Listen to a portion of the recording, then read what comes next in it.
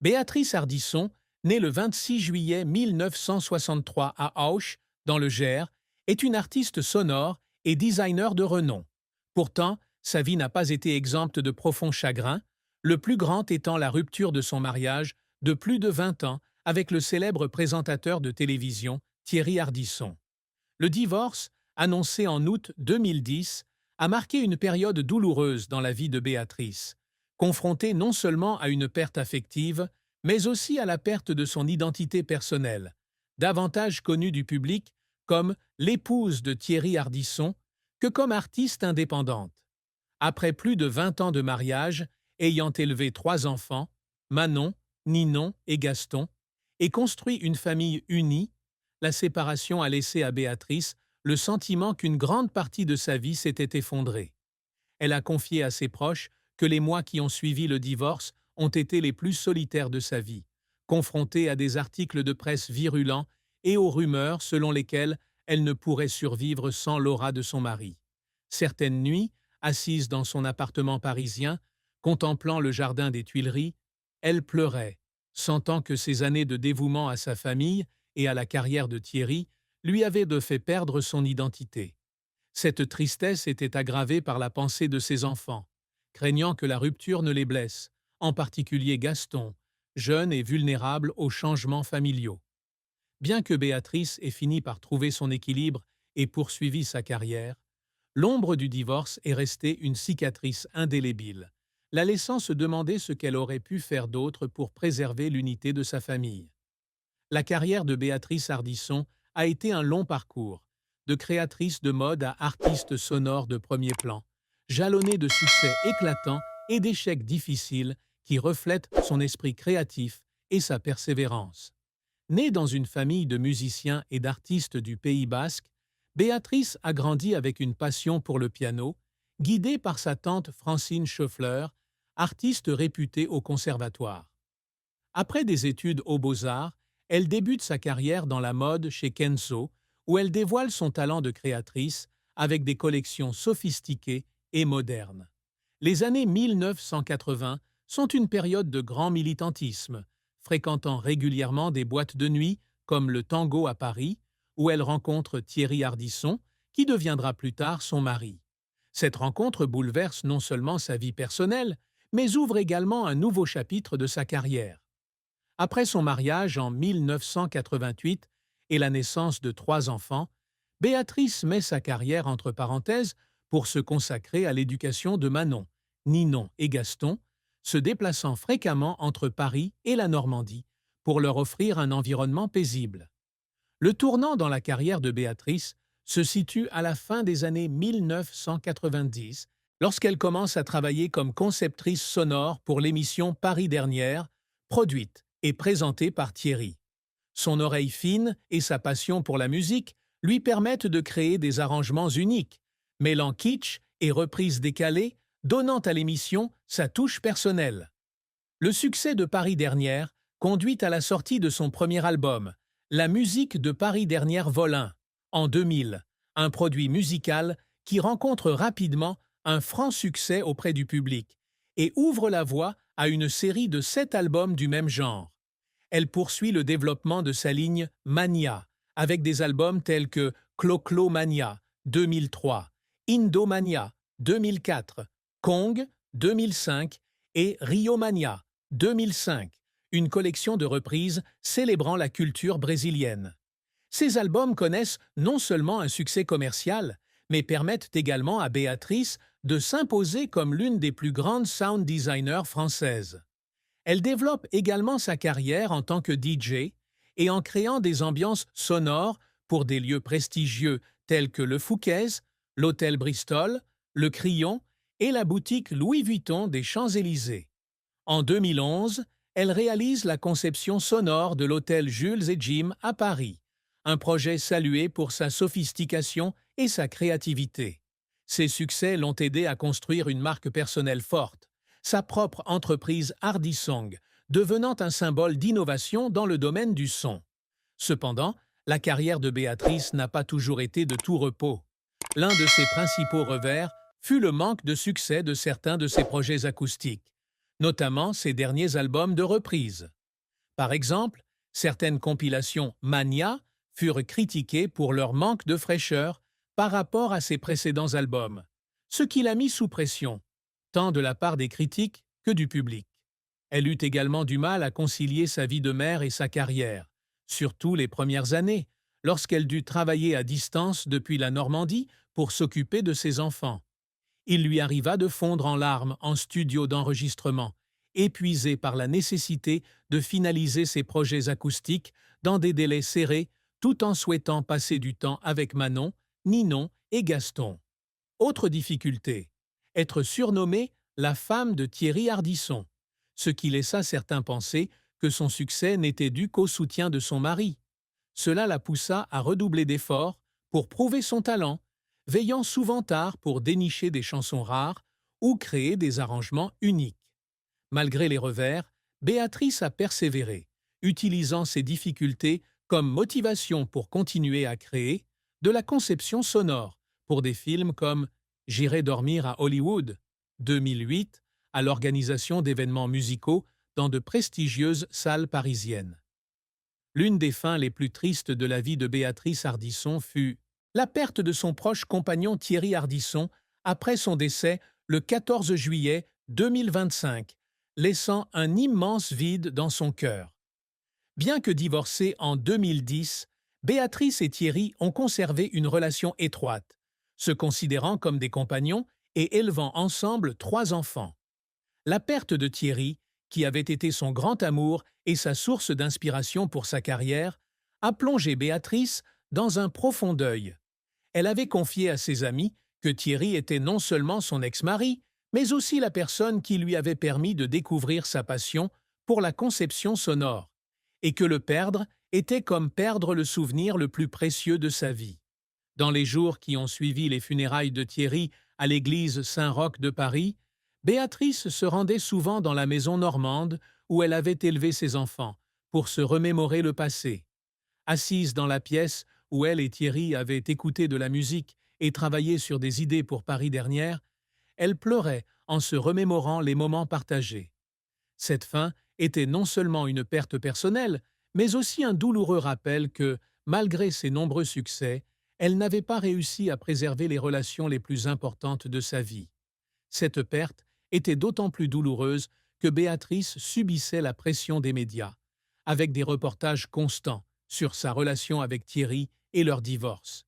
Elle était blessée lorsque certains articles la présentaient comme une personne dont le succès était uniquement dû à l'aura de Thierry, ignorant ses propres efforts pour construire sa carrière. Il y avait des jours où elle évitait de lire le journal ou d'accéder aux réseaux sociaux, craignant que les commentaires négatifs n'aggravent sa douleur. Malgré cela, Béatrice essayait de faire face en se concentrant sur ses enfants et ses nouveaux projets musicaux, mais le départ de Thierry laissait un vide incommensurable, la laissant s'interroger sur ce qui aurait pu advenir s'ils ne s'étaient pas séparés.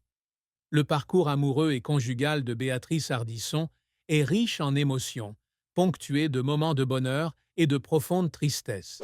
Béatrice rencontre Thierry Ardisson à la fin des années 1980 au tango, une rencontre décisive qui bouleverse sa vie.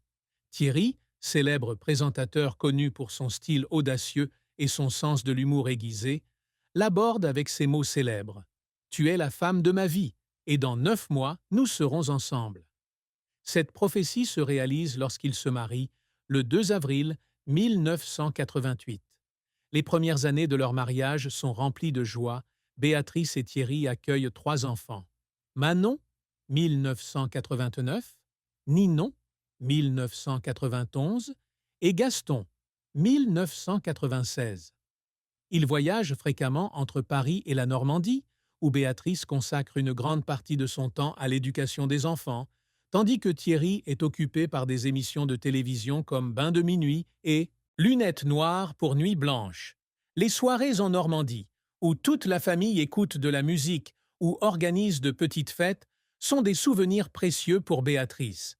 Cependant, leur mariage n'a pas été sans difficulté. L'une des plus grandes tristesses a été lorsque Béatrice a réalisé que la vie trépidante de Thierry avec ses émissions de télévision incessantes et son rythme de vie parisien effréné, avait créé une distance entre eux. Elle se sentait abandonnée, obligée de s'occuper seule des enfants en Normandie, tandis que Thierry était souvent absent. Il y avait des nuits où elle pleurait dans sa chambre, se sentant seule malgré son amour profond pour Thierry. La pression d'être perçue par le public comme l'épouse de Thierry Ardisson lui donnait également le sentiment d'avoir perdu une partie de son identité. Le divorce en 2010, après plus de 20 ans de mariage, a été un choc immense. Béatrice a un jour confié à des amis qu'elle avait l'impression d'avoir perdu une partie de son âme, surtout face à la nouvelle relation de Thierry avec Audrey Crespo-Mara peu après. Malgré tout, elle et Thierry ont maintenu une relation amicale pour le bien de leurs enfants, et elle a toujours souligné qu'elle avait très bien réussi son mariage et son divorce.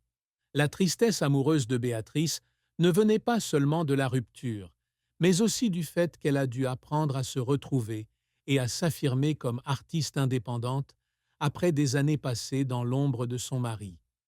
Le plus grand secret que Béatrice Ardisson a gardé pendant de nombreuses années était un profond sentiment d'infériorité face à la célébrité de Thierry Ardisson, ce qui la faisait souvent douter de sa propre valeur. Malgré son talent de conceptrice sonore, avec une série d'albums à succès et de projets prestigieux à son actif, Béatrice ressentait toujours la pression de prouver qu'elle était plus que la femme de Thierry. Ce manque d'assurance provenait des premières années de leur mariage, lorsqu'elle avait mis sa carrière entre parenthèses pour élever sa famille, tandis que Thierry gagnait en notoriété grâce à des émissions comme Tout le monde en parle. Il lui arrivait de lire des articles vantant Thierry, mais ne la présentant que comme la femme de l'ombre, ce qui lui donnait l'impression que son travail était négligé. Après le divorce, cette peur s'est encore intensifiée, car elle craignait que le public ne reconnaisse pas son talent sans le soutien de Thierry. Il y avait des soirs où elle était assise en studio d'enregistrement, écoutant ses mix en pleurant, se demandant si elle était vraiment assez douée pour réussir dans l'industrie musicale. Pour cacher ce secret, Béatrice se consacrait à son travail avec une grande intensité, travaillant souvent tard le soir pour créer les mix parfaits pour des projets comme Paris Dernière ou l'Hôtel Jules et Jim. Elle se tournait aussi vers la musique pour se ressourcer, écoutant des reprises de ses chansons préférées ou jouant du piano pour apaiser son âme. Béatrice partageait rarement ses sentiments, même avec ses enfants, de peur qu'ils ne l'inquiètent. Ce n'est qu'en privé, avec quelques amis proches, qu'elle avouait avoir l'impression de vivre dans l'ombre de Thierry. Ce secret, bien que pesant, est devenu sa motivation pour continuer à travailler dur, de la sortie de nouveaux albums au développement de la marque Ardisson. Au fil des ans, elle a progressivement appris à accepter que sa valeur ne dépendait pas des autres et que l'amour de ses enfants était la plus grande preuve de sa réussite, tant dans sa carrière que dans la vie. Béatrice Ardisson a toujours eu pour ambition d'être une artiste sonore pionnière, non seulement en créant des mix originaux, mais aussi en façonnant les paysages sonores de lieux et d'événements prestigieux. L'une de ses plus grandes réussites a été de construire une marque sonore personnelle, un succès qu'elle a concrétisé avec des albums comme La musique de Paris Dernière et la série Mania. Dotée d'une oreille attentive et d'un don pour dénicher des reprises rares, elle transforme des morceaux familiers en œuvres inédites qui attirent des millions d'auditeurs à travers le monde. Son influence dans l'industrie du luxe s'est illustrée par sa conception sonore pour des lieux tels que le Fouquet's, l'hôtel Bristol, le Crillon et la boutique Louis Vuitton. Elle souhaite également intégrer la musique dans l'espace public, comme lorsqu'elle a réalisé l'ambiance sonore de l'hôtel Jules et Jim en 2011, un projet salué pour sa sophistication et sa créativité. Par ailleurs, Béatrice s'efforce toujours d'être une mère dévouée et un modèle pour ses enfants. Elle consacre beaucoup de temps à soutenir Manon, Ninon et Gaston dans la poursuite de leurs rêves, en les encourageant à participer à des activités artistiques et en leur enseignant la valeur de la persévérance. Elle participe également à des événements caritatifs, comme Octobre Rose, d'Estée Lauder, avec la volonté de mettre sa notoriété au service des associations de lutte contre le cancer du sein et de sensibiliser le public. Un autre objectif que Béatrice poursuit toujours est de prouver qu'elle peut réussir indépendamment de la notoriété de Thierry. La création d'Ardisong, sa propre compagnie, a été une étape importante dans son affirmation, et elle est constamment à la recherche de nouveaux projets pour étendre son influence. Ses réalisations, de la création d'œuvres musicales uniques à l'épanouissement d'une famille heureuse, reflètent la volonté de Béatrice de laisser un héritage à la fois artistique et humain. La famille de Béatrice Ardisson, en particulier ses enfants et ses frères et sœurs, a été son plus grand soutien dans les moments difficiles, notamment après son divorce avec Thierry Ardisson en 2010. Sa fille aînée, Manon, a toujours exprimé son admiration pour sa mère et la façon dont elle a surmonté la tristesse pour poursuivre sa carrière. Lors d'une conversation familiale, Manon a confié qu'elle était fière de voir sa mère se lever après le divorce, ne se laissant pas ébranler par les articles négatifs. Cependant, elle a également admis qu'elle craignait que ses enfants ne soient affectés par l'attention médiatique et qu'elle avait toujours essayé de protéger sa mère des critiques injustes. Ninon, la deuxième fille, avait un point de vue plus sensible, rappelant souvent à Béatrice qu'elle était une mère formidable et une artiste talentueuse, quoi qu'en dise le public. Ninon est allée rendre visite à sa mère en Normandie, après le divorce, apportant ses vinyles préférés à écouter ensemble afin de l'aider à trouver la joie. Gaston, le cadet, bien qu'il n'ait été qu'un enfant au moment du divorce de ses parents, est devenu une grande source d'encouragement pour Béatrice à l'âge adulte. Il l'appelait souvent pour prendre de ses nouvelles et, lors d'une conversation, il lui confia son admiration pour la façon dont elle maintenait son père uni pour le bien de la famille. Les parents de Béatrice, Jean-Claude Loustalan et Francine Gave, bien qu'ils n'aient pas vécu assez longtemps pour la voir évoluer, furent de grandes sources d'inspiration durant sa jeunesse. Béatrice attribuait souvent à sa mère le mérite d'avoir initié sa passion pour la musique, et elle regrettait de ne pas avoir pu partager ses succès ultérieurs avec eux.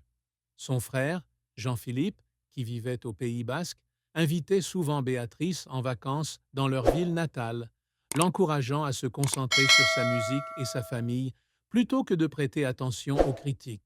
Si la famille craignait parfois que Béatrice ne fournisse trop d'efforts pour faire ses preuves, elle la soutenait, considérant ses difficultés comme faisant partie du parcours qui a fait d'elle une femme forte et inspirante.